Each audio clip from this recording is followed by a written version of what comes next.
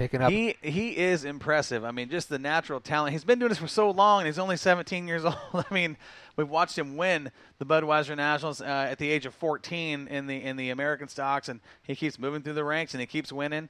I can't wait to see what his future holds and what he steps up to next. Yeah, it's going to be a bright future for that young man. That family's been in racing right here in Bakersfield forever. Yes. The family is in each and every division, each and every class, each and every year is the Johnson family, and successful at that. Very. Yeah. Very successful. In this next, we got a couple of Johnsons coming up in this next feature. Michael Johnson, your 2019 track champion right here at the Bakersfield Speedway. His brother Kevin Johnson, he got 7th in national points for the IMCA Sport Mods in the 20S machine, and he will be starting. Let's see, where is Michael? Oh, Kevin Johnson will be starting outside row number 2. Ooh. So that's going to be tough for the field. But the sport mod division here, I mean, you want to talk dollar for dollar racing, your money spent as a fan to sit in these stands. These guys here always give you a show here at the Budweiser Nationals, and it's always one of my favorite features to watch. About 4 years ago, John, we were standing down in turn 3 and 4 watching the sport mod feature. We watched them go 4 wide for 7 laps for the lead, and nobody crashed each other. That's the talent we're dealing with in this field, and always have you on the edge of your seat. Yes, the sport mod division always very dicey.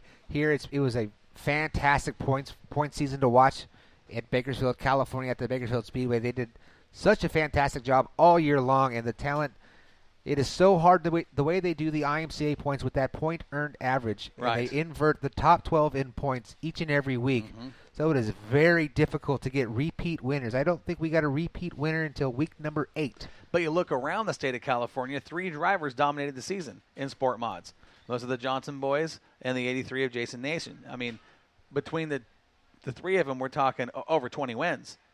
Yes. You know, I mean, well over 20 wins. I mean, those guys are just absolutely phenomenal, and they're kind of the standard of this division. Any one of those guys can pull this thing off right here. Yeah, I was speaking with Kevin Johnson earlier in the day in the pits before we got going here tonight. He said he ran this will be his 52nd race. Wow. And he's got 26 races, top 2. Wow. He's top 2 in 26 of those races. That is an impressive stat. Yeah, we were down there talking with them as they were just kind of relaxing and very confident, kind of relaxing, hanging out. Didn't seem to be real stressed out about stuff and just on top of their program. There's a 74 car. Don't count that ride out. You know, how do you? These guys here are phenomenal. This is one of the races that I get excited to watch here at the Budweiser Nationals just because of the quality of the show you get as a race fan. Now, how big of a wrench do you think that this little bit of moisture that Sean Schweitzer put on the track is going to affect some of these guys? Do you think it's really going to tack the track up that much early on? Early on for the first 4, 5, 6 laps, maybe. After that, we're going to see what we saw. It's not going to stick around a whole bunch. That track was awful dry. It's going to suck it up quite a bit. Looking forward to see who can finish this race under the dry slick conditions. Yeah, so this is a 30-lap A main event. You will see significant change as this track will slick off. You can see the dust coming a little bit off of turn number 2 already. So this was more of a dust control, if you will, more than a track prep move from the Schweitzer Motorsports family. We'll see how long that dust control lasts. I think, yeah, if the over-under, it's going to be right about 4, I think. I think you're going to be right there. 4 laps or 4 cautions? 4 laps. 4 laps for the dust. Definitely. But, yeah, I mean, it's nice now. A lot of the biggest cheer we got of the night was when the water truck went through 3 and 4. Everybody over there was like, yeah, a little dry down there. Again. A little dry down there. Yeah, you know, it's dirt. Well, I'll tell you right now, it's not asphalt. Things tell change. you right now who I wouldn't want to be. I would not want to be Dave Stahl or the fellows with low-budget TV right now on top of the Mike Mosier Tower. They've been out and set this stuff all day long trying to shoot this on video. It's been a beautiful day, but as the night progresses, I know it's getting a little bit chilly, I will say. I'm actually surprised the track did what it's done here in the feature segment of tonight's racing program because of the water that was put down earlier. They actually put down quite a bit of water prior to the start of the program. This is the first time I've seen this racetrack do this at this event. This is not typical. Yeah, for night number 1. Right. Yeah, this is usually what we're dealing with late night number 2. Right. And I've never seen night number 2 this dusty. So it's been an interesting it's been interesting to watch, and it's definitely caught some people off guard. Yeah, and Scott Schweitzer told everybody, whatever you do for the water for dry days, double it, and we still got this, which is amazing. I think that might be why we're seeing a dusty condition, because typically the track is very sealed over completely, and it starts to take on rubber. So it's not quite dry enough to where it's going to take the rubber, so we're still getting a little bit of dust and fluff on top because of the moisture that's underneath the track. We'll see rubber down tomorrow. Absolutely. With all of these cars tonight, we had over 160 cars through the back gate, and we will have even more tomorrow. Well, we talked about that early in the racing program, and I had to run some radios down to some crew members in the pit area, and I could not believe from the time that we left the pit area to get up here in the booth to start this deal, when I went back down, how many more cars had arrived that we didn't see. I was just, my jaw hit the floor. Like, a lot wow, of those cars coming from the south that had to go through all the fires and everything were finally getting here. Guys like Cody Laney. And it bit him in the tail because he didn't get a chance to really get over his car, and again, didn't get a qualifying lap. Right. So I actually let him know. I said, hey, listen, we didn't get a qualifying lap on you. He wasn't picking you up on the transponder. He looked at me. He said, really? I said, yeah. I said the same thing to Pete. I saw him. Yeah. He goes, you're kidding me. And I said, nope. And he goes, and that thing was hooked up and fast. And I go, yep, yeah. But now you got your work cut out for you. He said, yes, sir, I do. He grabbed his drink and walked back down.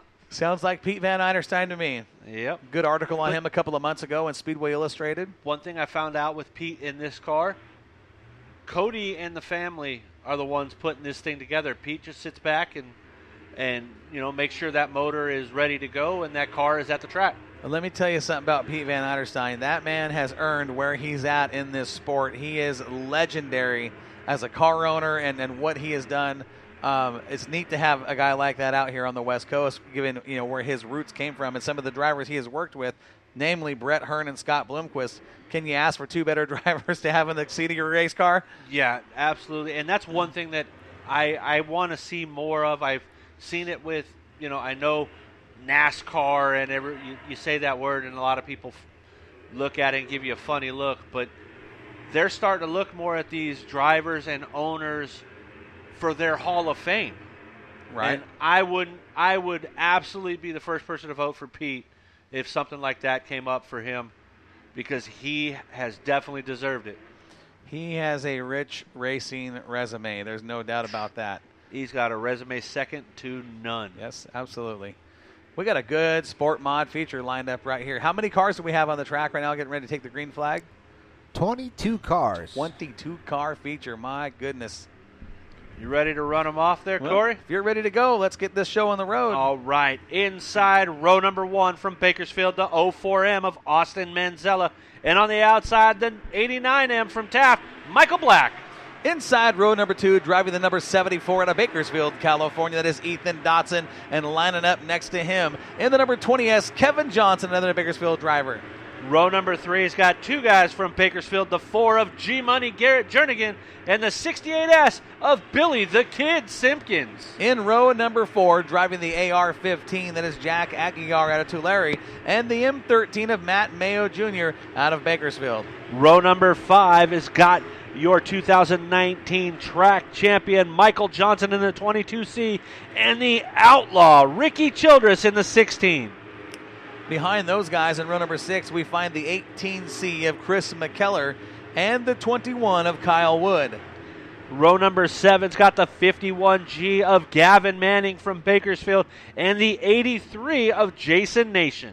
And in row number 8, we find the 13M of Matt Mayo and the 40 of Nick Spainhoward. Tyler Blankenship from Bakersfield in the 17B and the 198K of Corey Hemphill from Yuma, Arizona make up row number 9. In row 10, driving the number 21P out of Ridgecrest, California, that is David Pearson. And to his outside, the number 20 of Justin McPherson from San Martin, California. Rounding out the field, two people from Bakersfield, California, the 3M of Jeff Miller and the 32 of one Miss Tina Pounds, a former champion of this event. Now I'm looking at this and you see a former champion starting scratch. Matt Mayo, Nick Spainhoward, Jason Nation, all starting 14th or worse. Wow. But Nicholas Johnson started 14th And won the won last one. That's right. So it could happen. Coming out of turn number 4, Corey. We're set to go racing. Here we go, looking for green flag. We've got it. Sport Mod feature underway. Great start for the number 04. Austin Manzella looked good in his heat race. Here it comes.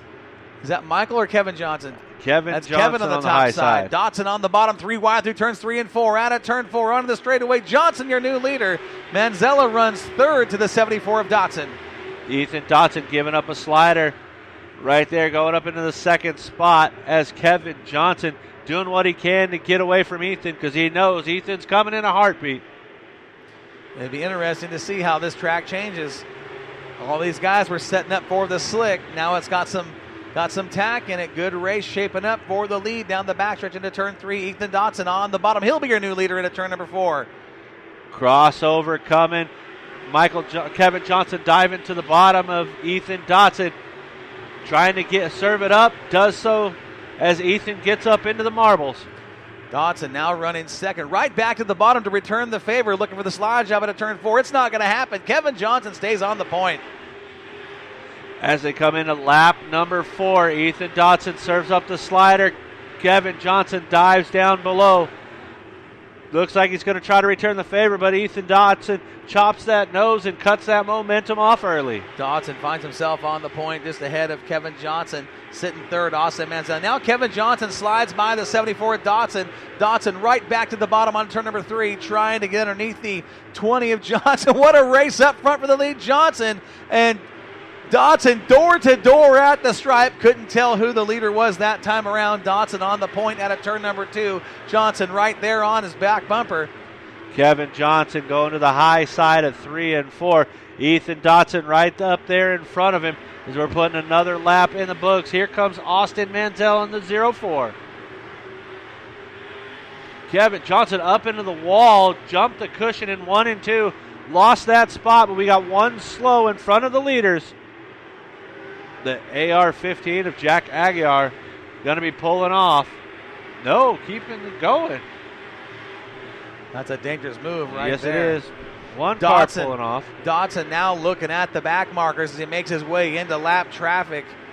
He's got David Pearson right in front of him. I'll tell you who's moving right now is the number 4 of Garrett Jernigan. And trouble, is that Kevin Johnson? Kevin Johnson loops it out down at the apex of turns 3 and 4. There's another one down there as well. That's the other 20. McPherson, the gray 20 machine, spun down there. Not sure if anybody could see it. I couldn't see it over through the white water truck. Kevin Johnson is now going to challenge for his position back. We'll see what track officials say about that. Yeah, I don't know if that was a situation where he spun to miss the incident. We'll find out and see what track officials decide. To the rear goes the 20S. They're going to put the 20S of Kevin Johnson to the back of the pack. It's going to change the whole layout for that young man in a hurry here. Well, you want some excitement. You're going to find it here on the restart as that 20 starts to make his way through the field. Guaranteed that's going to be a show. Motivated man starting in the back.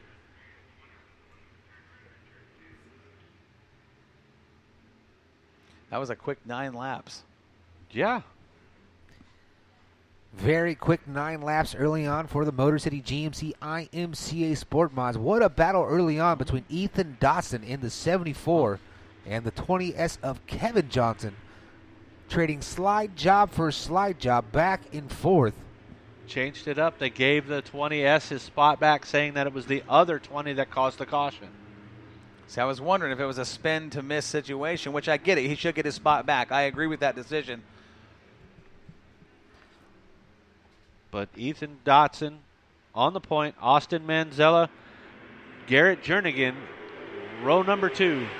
Jernigan has been on the fly. He now moves to the number 2 spot here on the restart. Sets his sights on the 74 of Dotson, and he reels him in out of turn 2 and runs right up on him down the backstretch into the 3rd turn.